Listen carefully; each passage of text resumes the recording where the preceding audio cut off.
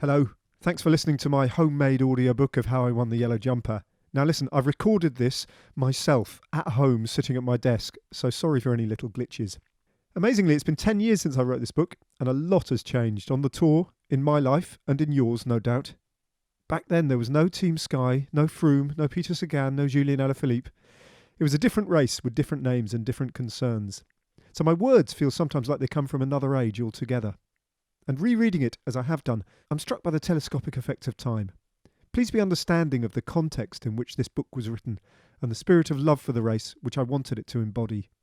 And in these troubling times, I hope it brings a little bit of July into your closed-off worlds. The whole thing's brought to you in association with the beautiful Road book. If you've appreciated this audiobook, then do have a little look at the very special offers on our website, designed specifically to cheer you up in this raceless spring. And I'll see you all on the other side.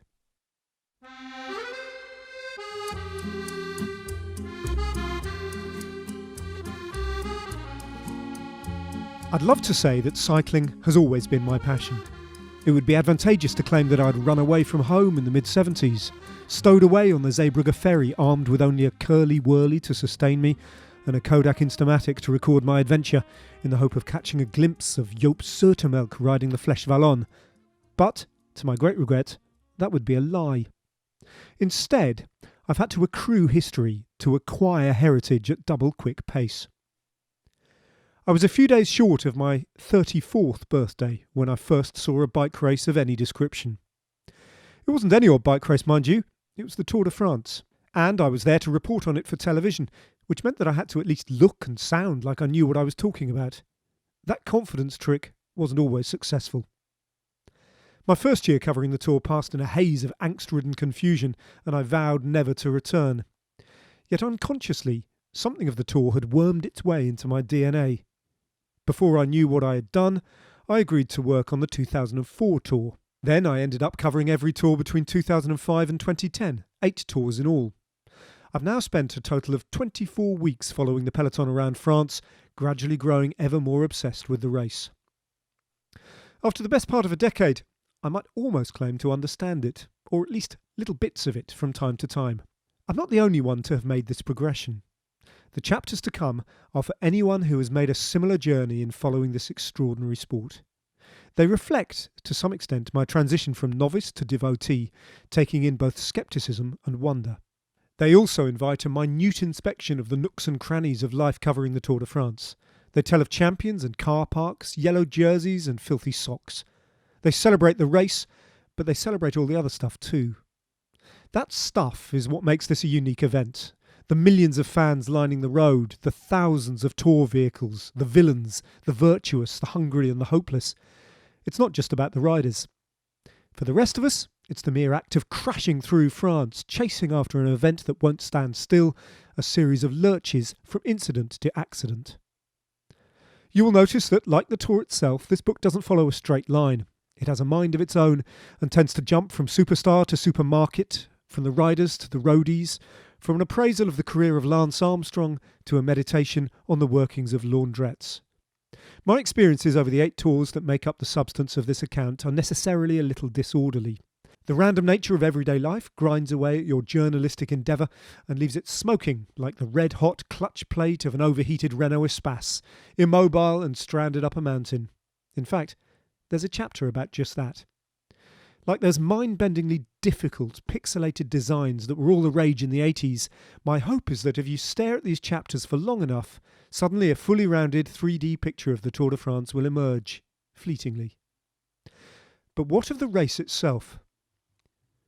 The sport of cycling, not for the first time, faces extreme scrutiny. In fact, it exists in a permanent state of tension. A series of doping scandals involving some of its biggest names has taken cycling's credibility close to the brink. It feels as if the watershed moments, the point of no return, is now both increasingly imminent and indefinitely delayed. Ever since I've started to cover cycling, bad news has broken across its bows. But incessant attacks on its integrity, the most damning from within cycling itself, have done little to dull the growing popularity of the sport, particularly in the UK. The unravelling of reputations at the very highest levels has coincided with the emergence of a generation of British cyclists able to compete with the very best in the world and in the case of Mark Cavendish, thrash them. So even if the Tour has never had it so bad, we in our British bubble have never had it so good. That's not the only ambiguity that has defined my evolving attitudes to covering the race. In fact, there's not much about the Tour that isn't ambiguous. Therein lies the fascination. A colleague once told me that the only way to follow the Tour is to use the same technique that Inuit people use when faced with the blinding whiteness of the snow. They look at it with an off-centre gaze. Here are my off-centre thoughts.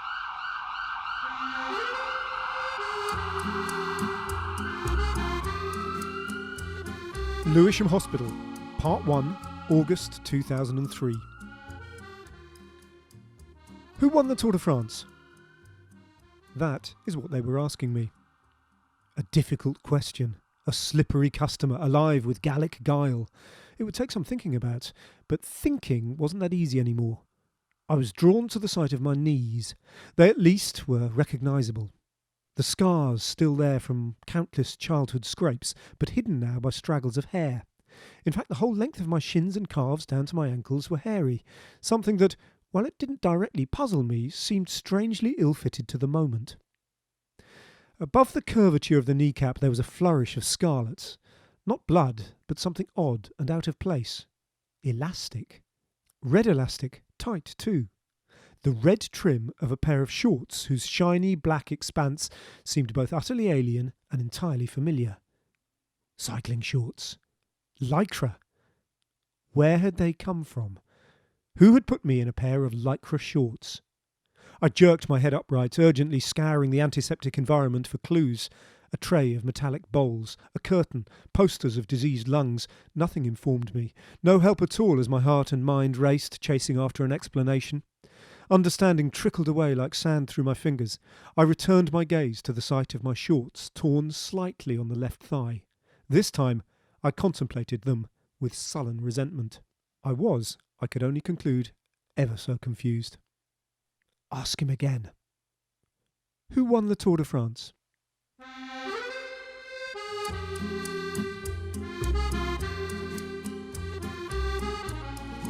A simple mistake. July 2003. What was I doing in Paris?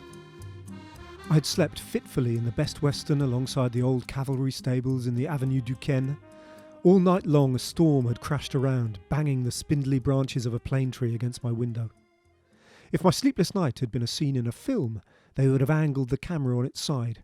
I would have opened an eye. The clock on the bedside table would slowly have come into focus. 5:40 a.m. I got up to see if breakfast was being served. A bitter coffee, a beautiful croissant, and several hours later I sat in the plump comfort of the driver's seat in a brand new Renault Espace. It was an early summer's day. Paris was enjoying a morning of blazing contrasts. Lumpy clouds rumbled across the city, throwing down shafts of deep shade. Otherwise, the sky was painted the brilliant blue of a kid's bedroom. It was 2 days before the grand départ of the centenary tour. I was struggling with 2 new life experiences. The first of these was satellite navigation. The second was the Tour de France. A month or so before this moment of solitary fear in a Paris side street, I'd been fiddling nervously with a teaspoon in a Soho cafe sitting opposite Gary Imlach. He was the seasoned presenter of the Tour de France. I had just been told that ITV would be sending me out to work on it as a reporter. Gary, in between tiny bites of his minimalist Italian biscuit, was doing an extraordinary job of hiding his concern, not to mention alarm at my lack of preparation. To fill the silence, I opted to speak. "Lance Armstrong, he's that American cancer bloke, isn't he? Keeps winning it," I said, feeling that I'd got off to a flyer. It wasn't long, though, before I'd exhausted my scant knowledge and was out of my comfort zone. Gary had suddenly started to talk about the team time trial. "They have teams?" I offered, genuinely surprised. I didn't know that. Gary mentally dropped his espresso cup. It had been an uncomfortable sort of meeting. Deciding that the depth of my ignorance wasn't going to subside overnight, I had embarked on a course of doing not a lot. I could have buried myself in research, but I had so much to learn that I decided anything I did this late in the day would have been quixotic, so I learned nothing. It was a technique that had got me through school and university, and I wasn't going to abandon it now. So I had hastily thrown as much clothing as I could into the biggest suitcase I could find, along with a passport, an iron and some leftover euros I found in a jar in the kitchen. Then I left for France. Now the day had dawned, I stared slack-jawed through the windscreen as Paris came to life. A street cleaner power-hosed the grime from a petal-shaped grill at the base of a tree. 2 American girls deep in conversation waltzed arm in arm. A thin man spat. I fought through the sat-nav menu options and tried in vain to change the language settings from French to English. I felt a sense of rising panic. This was not only my first experience of the Tour, it would also be the first bike race I had ever seen. And only now, with my accreditation swinging from my neck like a noose, did it dawn on me that I might just be the wrong man for the job. I started the engine and drove off, unsure of my destination. À 200 mètres au rond-point, tournez à gauche. At least a sense of direction and purpose that navigating Paris gave me papered handily over the cracks of my fear. I had been instructed to head for what is known as the Permanence. An odd name this, since the Permanence is anything but permanent. It is the Tour's headquarters. Logistic and administrative officers, commissaires, media, medical staff, tailors and drivers all need somewhere to work. The Permanence is where this happens, normally situated at imponderable expense in the biggest place they can find. But since the Tour generally moves 200 kilometres every day, the Permanence shape-shifts and re-emerges in another exhibition hall on the outskirts of another town each time. Its permanence is relative. Parked up and once again outside the comfort of the Espace, I made my way towards the cavernous hall in which I had arranged to meet my colleagues from ITV. Including me, the production team totalled 12.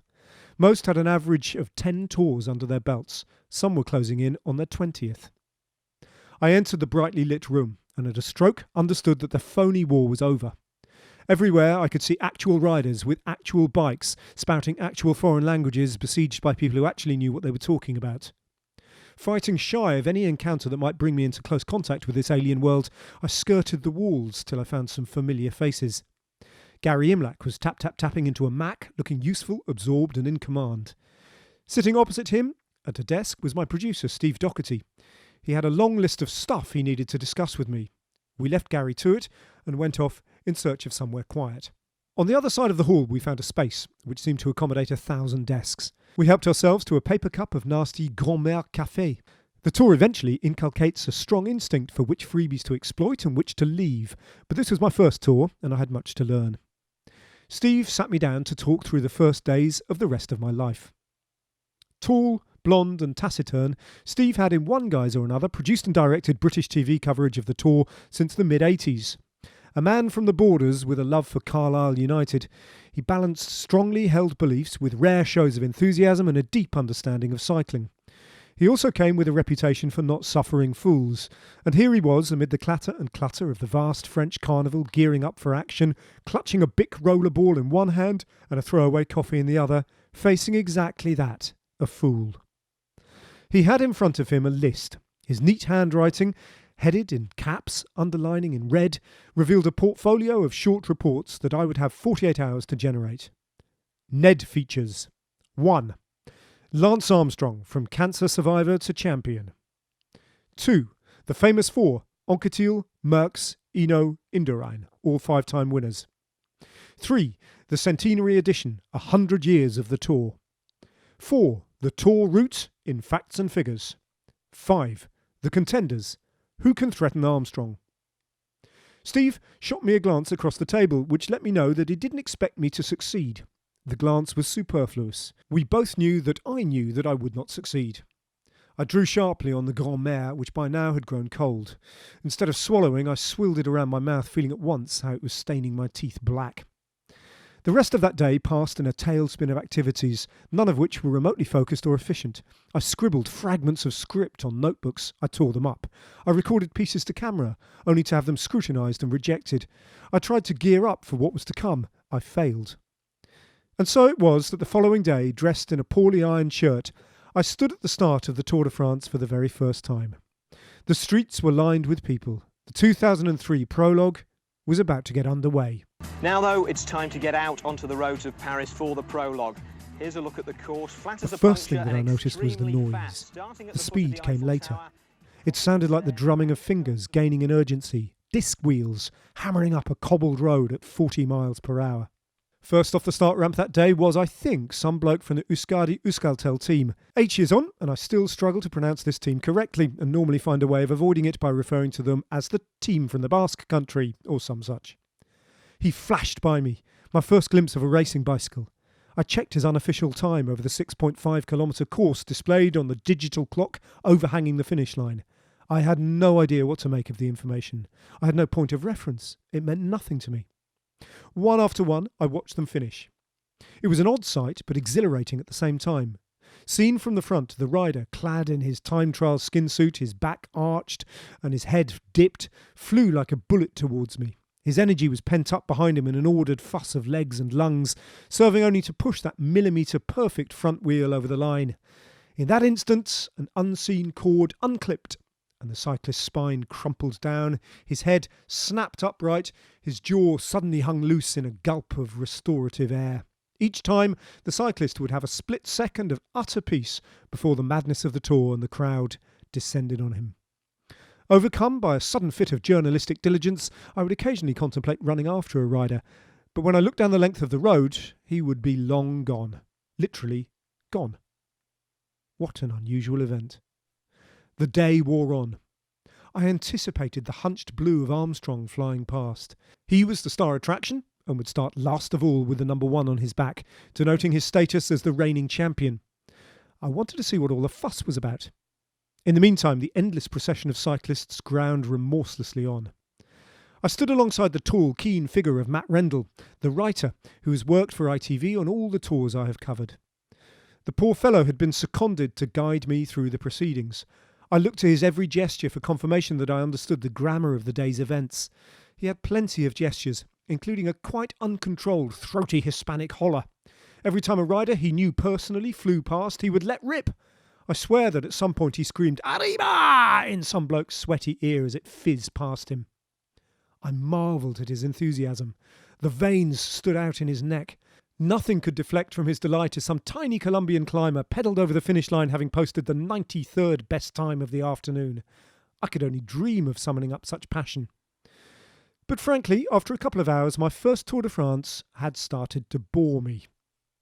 Even now, I don't much like time trials. Only occasionally do they throw up much drama, but more often than not, they just confirm what we've all expected.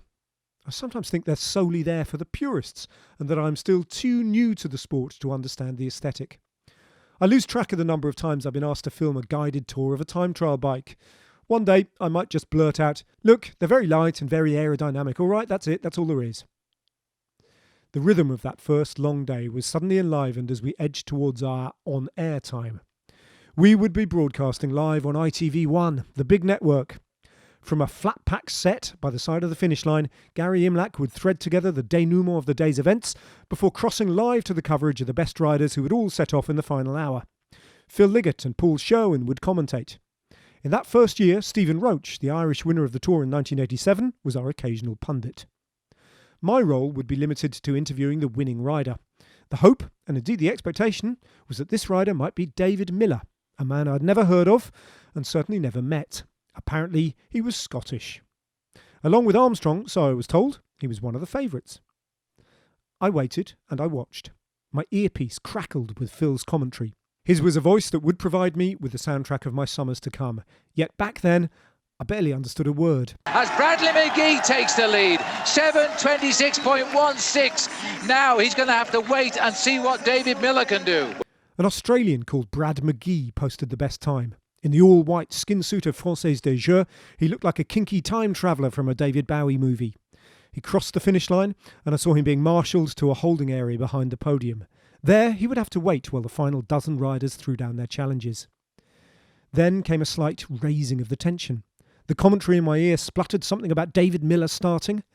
In a kind of makeshift tent at the finish line, I glimpsed the TV screen through hordes of journalists. I saw Millar's long form bowed to the frame of his time trial bike, rounding the first corner, the camera mounted on a crane pulling higher and wider as it went with him until the elegance of the Paris skyline filled the frame. The split times came through. Millar was in the lead by a fraction of a second. Then at the second split, the gap had grown. Somehow, viscerally, I knew this was important. He was approaching our finish line hard and closing in on victory of the first yellow jersey of the 2003 Tour de France. I dashed across to the barriers to watch, both delighted and terrified for him.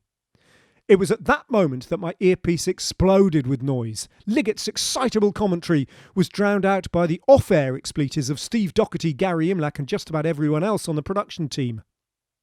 On the final bend before the home straight, riding over the cobbles, Millar's chain bounced off his front ring. Problem for David Millar on the course. So what is this problem here? His chain has come off, Phil. In a split second, his challenge was over. I only found out later he'd pulled it back on with his fingers and sprinted hard for the line. He's going to do it! 7:26.24, he hasn't! But crossed it 1/10 of a second down on McGee. At that precise moment, every spectator on the route knew more than I did. Everyone on our production team, every viewer at home, was better informed than me. I scampered around, trying to look purposeful by intermittently sticking my finger into my earpiece and frowning. But who was I kidding? Something profoundly unexpected had happened and I had no idea what it was. Yet, I was about to be cast in the role of the man on the spot. I ran back to the side of my cameraman and stood poised to interview someone, anyone, about anything. I was ready to impart news, oblivious of the fact that I had no idea what to report. Adrenaline simply plonked me in front of the camera. Minutes passed. They were filled with tense, incoherent airtime, which Gary Imlach and Stephen Roach on the set had to bridge with talk of Millar's unchaining. There is only so much that can be said about a chain coming off, except for the chain clearly came off, and there's a finite number of ways of expressing that, even allowing for Stephen Roach's bizarre Franco-Irish accent. Millar had long since disappeared. Crossing the line at 40 miles an hour, he had carried on at that speed, heading towards the Eiffel Tower where his Cofidis team car was parked up. Matt Rendell, long legs pounding away, had set off after him, shouting into the increasing distance with decreasing usefulness, "Dave!" My ear crackled again.